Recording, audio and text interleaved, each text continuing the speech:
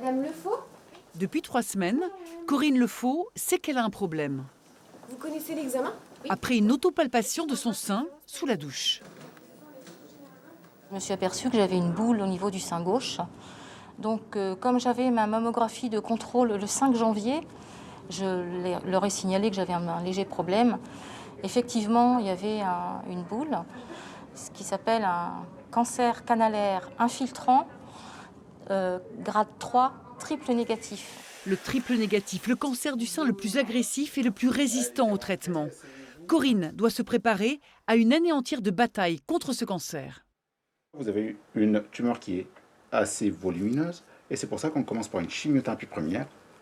Par la suite, on va faire une chirurgie, puis de la radiothérapie.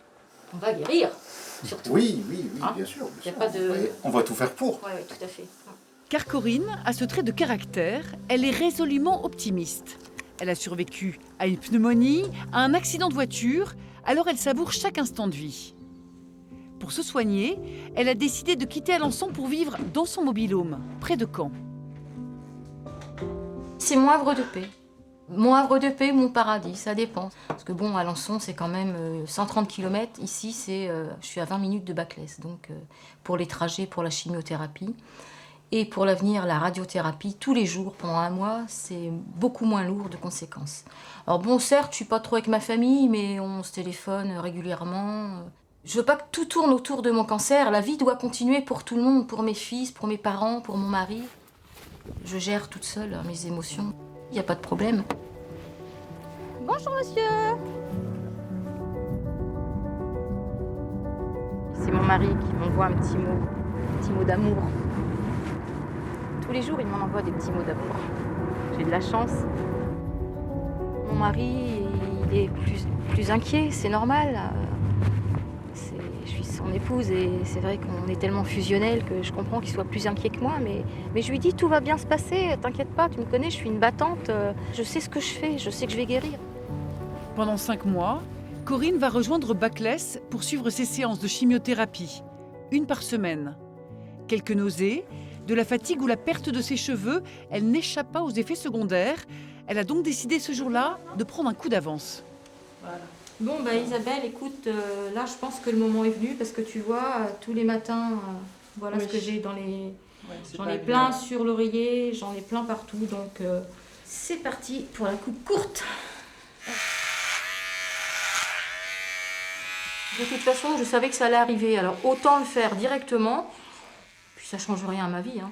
Je préfère ne plus avoir de cheveux et être guérie que ne pas être guérie et avoir une touffe de cheveux. Hein. Franchement, le choix, il est vite fait. Hein. On ne se pose même pas la question.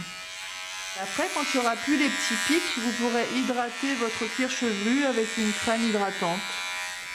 Voilà, madame. Maintenant, je vous invite, si vous le désirez, à aller vers le miroir. Ah bah, très Simplement, bien. si vous le souhaitez. Tout à fait. Voilà, madame. Ah bah ouais, c'est la coupe de printemps. C'est l'infirmier qui prend ensuite le relais auprès de Corinne. Bonjour. Bonjour. Madame Lefaux? Oui. Parfait. Je suis Paul, je suis un des infirmiers du service. Il installe les perfusions pour une grosse chimiothérapie, 3 produits injectés en 4 heures. Il ne faudra pas toucher. L'appétit, L'appétit, c'est très bien. le sommeil. Le sommeil, c'est très bien aussi. Ok. Et le moral. Ouf, le moral. Au Ça va. top, plus. Ok, ça marche. Un plus qu'elle va vite partager en visio avec son mari Alain. Allô? Coucou mon chéri. Ah oui, il faut t'habituer, hein. Ouais, ça va, ouais. Oh bah dis, c'est court, hein? Ouais, c'est court, hein.